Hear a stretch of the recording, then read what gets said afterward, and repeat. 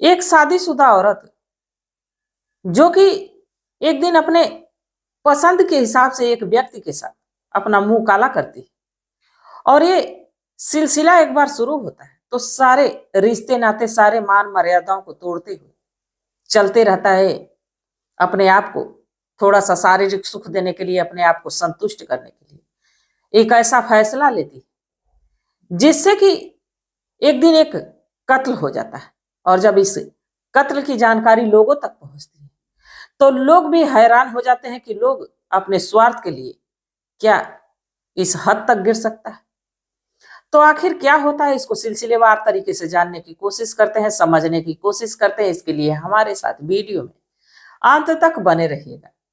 नमस्कार, मैं सावित्री यादव यस के क्राइम सफर में आप सभी का स्वागत करती हूँ। उम्मीद है यस के क्राइम सफर की सारी फैमिली अच्छी होगी, अपना ख्याल रख रही होगी।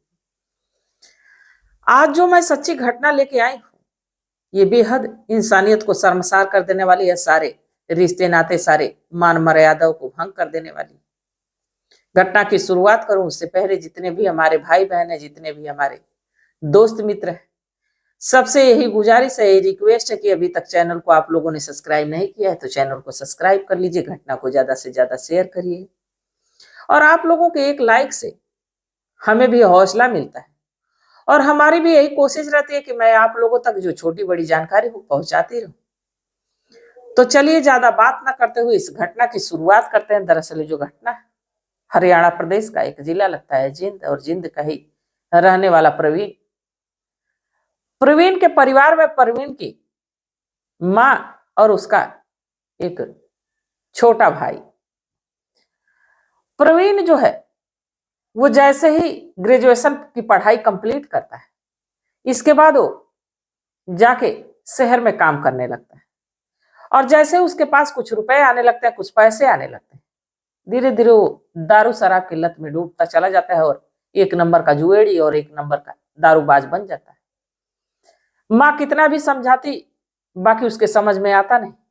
भाई तो छोटा ही था, भाई अपना पढ़ाई लिखाई कर रहा था।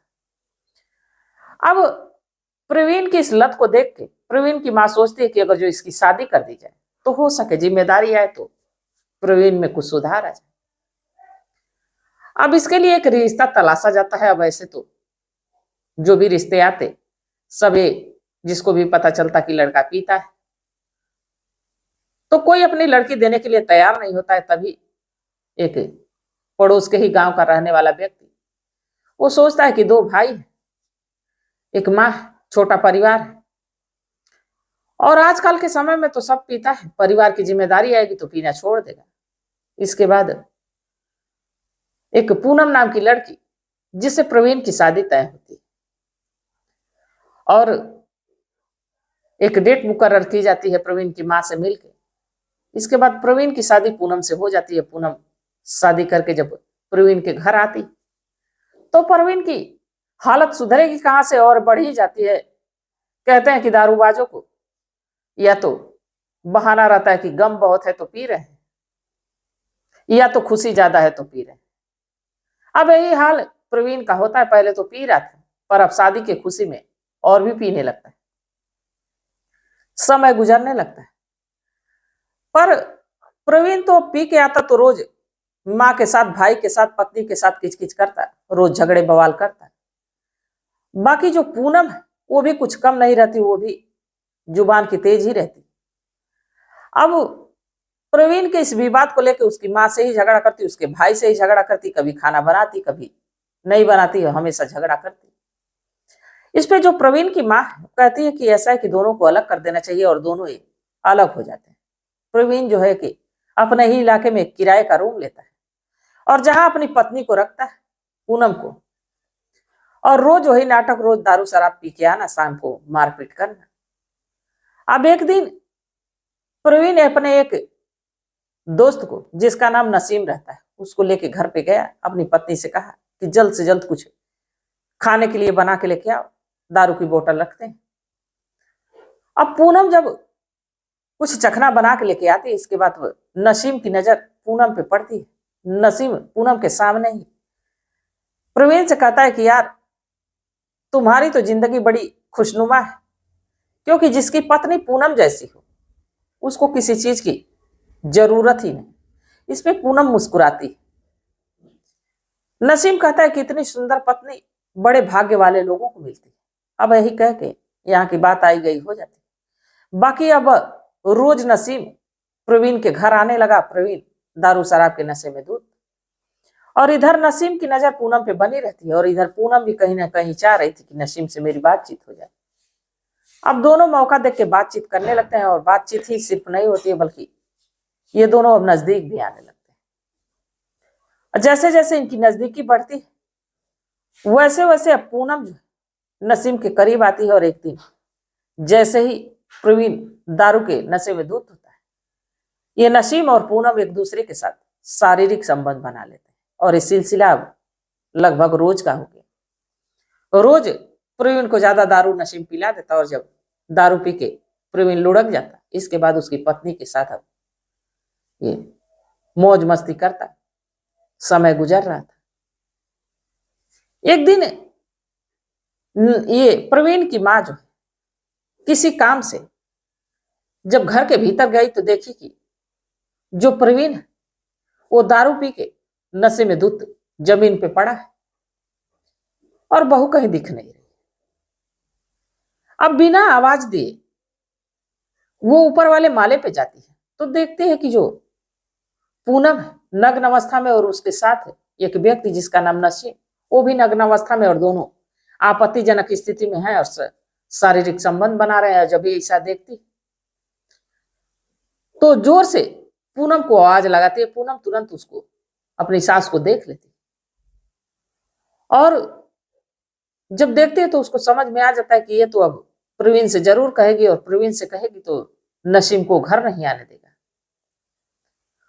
और हो सकता है कि कुछ बड़ा बवाल हो जाए।